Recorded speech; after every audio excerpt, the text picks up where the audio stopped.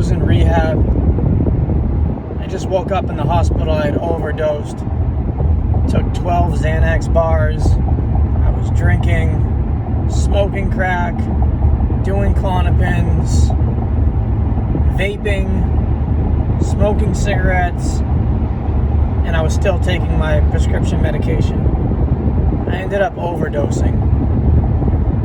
When I was in the Palisades, Malibu, or whatever it was called, the rich person's rehab, I met Ryan Leone. His parents had spent like $10,000 to put him in there for a couple days.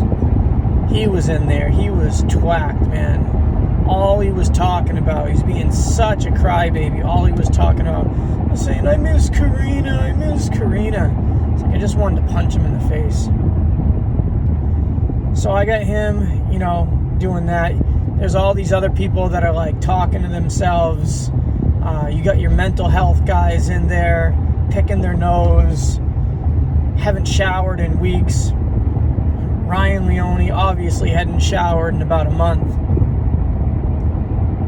Then comes visiting day. Karina comes to visit him. When she gets there, it's like, oh baby, I love you, I miss you so much.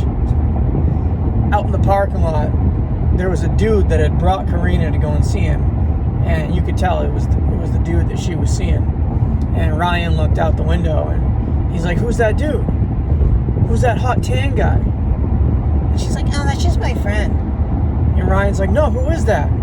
Come on, I'm gonna go outside. And the rule was you couldn't leave the rehab to go out there. So Ryan's like, no, I'm just gonna leave. I want to go see who that hot tan guy is. So the staff tells him, they're like, you can't go out there. Ryan's like, F that. So he goes out and he rolls down the window, and the dude rolls down the window, and he realized it's not a dude, it's a woman that looks like a dude, and Karina was cheating on him with a chick that looked like a dude. So he's freaked out. He's like, well, at least it's not a hot tan dude, at least it's a chick. And then Karina starts saying like, oh, she does more than you could ever do for me, and she knows how to love me truly like a real woman. You don't know how to love me. And Ryan's like, what do you mean I don't love you? I wrote the book Wasting Talent, and all my money and all the royalty money that I got from that, I spent it on you. I bought you shoes. I bring you shopping to Victoria's Secret. When you lost your job, I paid for everything. And Karina's like, well, still, that doesn't mean anything when it comes to love. And so she was just being a jerk to Ryan. So Ryan goes back in the rehab, and in walks this kid, right? Looks like a little punk. He's got tattoos, completely junked out. And I said, what's up, man? He says, yo, what's up, man? My name's Riggy Mars, and I'm an artist. I said, an artist, like you draw? He says, nah, man, I'm a rapper, like Kodak Black. I said, like Kodak Black? I said, how gangster is you, dog? He says, I'll show you how gangster I can get. And I'm like, come on, man, be real. He says, nah, G, you want to disrespect me and holler at me like that? I said, come on, man, you're white.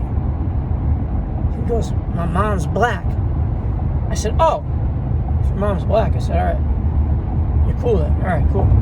No, I'm just kidding. But so once Ryan sobered up and he got off Karina, and once Riggy had been there for a couple days, the mood started to change, and I ended up liking Ryan, and I ended up liking Riggy. Riggy was cool, as much as he, tried to be black, he was actually a pretty cool guy.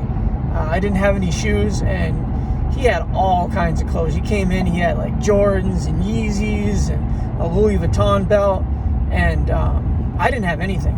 Riggy gave me his Jordans, and he gave me a Louis Vuitton hat, a real Louis Vuitton hat, not like the fake ones from China. Like, this was real. And yeah, man, Riggy, he's still one of my boys to this day, man. Like, Riggy, you should check out his channel, Riggy Mars on YouTube. Shout out, Riggy! Yeah, man, Riggy's cool. But, so, we were all junked out of it, all of us. And Riggy was like, yo, my boy lives like right down the street, and we could go cop right now. And none of us had any money. We're like, well, even if we leave, well, how are we going to get any money to score? And Ryan said, hey guys, I just got approved for a $10,000 credit card. And we're like, really? We're like, well, where is it? He said, well, I was on my phone when I first got. Ryan had been here for at the rehab for a week. He said, well, I was bored when I first got here, so I started applying for credit cards. He said, they said I was approved online, and so I got the card expedited and sent here. It should be here any day. So me and Riggy, we look at each other. We're like, this credit card comes in, it's on and cracking. We're calling your boy, and that's exactly what happened. Ryan's credit card came in. Riggy called his boy, and we just dipped. We left. We had to go to the bank, but the bank wasn't open because it was at nighttime. So we had to go to this like sketchy check cashing place in East LA. It's like crackheads everywhere and 200-pound hookers like walking around. So we go in the store. Riggy gets a 40, steals a 40, right? Ryan's got $10,000. Riggy's stealing a 40. Weird. Hold on, guys. I gotta make a turn here. 5 South. Driving to San Diego. So Ryan's got a $10,000 credit card. Riggy's stealing a 40 ounce, risking police activity. I slapped Riggy. I'm like, Riggy, what are you doing, man? Riggy's like, why'd you slap me? Boom! Riggy punches me back. I didn't know Riggy could fight, man. Riggy actually is a scrapper, man. Don't punch that kid, because he will hit back. So, so we're in the liquor store, and the liquor store would only, it was like a MoneyGram type, like, check cashing place. They would only give us $400. So we still got over $9,000, but we can't spend it. So we take the $400, and Ryan gets us an Uber to Skid Row. So we go down to Skid Row, and we're looking around like trying to find black. And everybody, all they have is meth. They're like, yeah, we got meth. We're like, no, we want black. And so this dude's like, yeah, I got black. He's like, my boy has it over here. He said, just give me the money. And I'm like, dude, there's no way I'm giving you the money, And Ryan was like, no. He's like, I've seen this guy before. He's legit. I said, Ryan, do not give your money to this dude. What are you doing? He doesn't listen to me. So he doesn't give him all the $400. Ryan gives him $200. He's supposed to go and get us 3 grams. Of course, the guy dips. We don't see him. So Riggy was talking to these crackheads, and he was trying to get us black. But the crackheads were like, no, we don't have black, but we have a gun. And so Riggy ends up buying a pistol for $50, right? So now we got no drugs, we got ripped off, but we got a pistol and a credit card that we can't really get any cash from until the next day. So we got like $50. All we're doing is just trying to get high, right? We just can't find it. We still got $50 left. So we're walking around, and who do we bump into? We bump into the dude that had just ripped us off for $200. And I go up to him, I'm like, yo, man, I said, remember us? And he tries to run. So Ryan runs after him, grabs his shirt rips, he falls to the ground. Ryan grabs his pants. They were like these windbreaker jogger pants, and they're like stretching, and like it was like a slingshot, like because Ryan was like kept grabbing his pants, and they kept doing like that slingshot thing on his waist. And then Riggy goes over and then pulls out the gun. I'm like, Riggy, what are you doing? And points it at the guy and says to the guy, the money or your life. I'm leaving with one of them. And the guy was like, he said, I'm not giving up the money. And I'm just like, I said, Riggy, don't do it, man, don't do it. So Riggy, boom, blasts him, right? And I'm just like, what is going on? And then I hear the guy talking, so I'm like, oh, okay, he didn't. So Riggy shot next to his head, just trying to scare the guy. Well, what ends up happening is, since the blast is so loud, the guy, he shot like in the guy's ear. Now the guy can't hear anything, so we're trying to tell him to give up the money.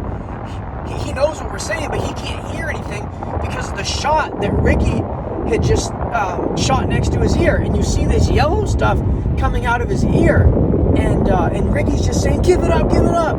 And so we all start going in his pockets, and we end up getting the money. There wasn't even 200 there. It was like $87. And so like we think he's got the rest. So like we're like going through everything and we can't find it. And then we see some people coming over with a baseball bat.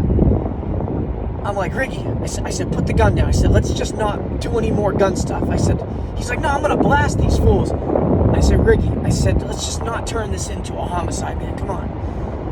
And man, Riggy was crazy. So he put the gun away, and we start leaving Skid Row, and we're over towards Staples Center, where the Lakers play. It's Crypto Arena now. So then we're over there, and they got these hot dog stands. They sell Danger Dogs. It's like these hot dogs. It's got bacon and peppers and onions, and they sell them for $10. So we all go over there. We get some Danger Dogs because they allowed us to pay with Cash App through the credit card. So Ryan gets us hot dogs. So we're just smashing on hot dogs. There's other people. They're selling beers on the streets. So we got Pacificos, and now we're barbecuing on the sidewalk next to Crypto Arena, right? They got these big LeBron posters everywhere. It's pretty cool. But I'm just worried that the police are going to come over because Riggy has a strap. And so I'm just paranoid, man. Like, we're having fun, but it's kind of hard to have fun when you're looking over your shoulder after your boy just pulled the gun, man. So we're doing that, and I'm going to continue with the next part of this story in part 2, guys.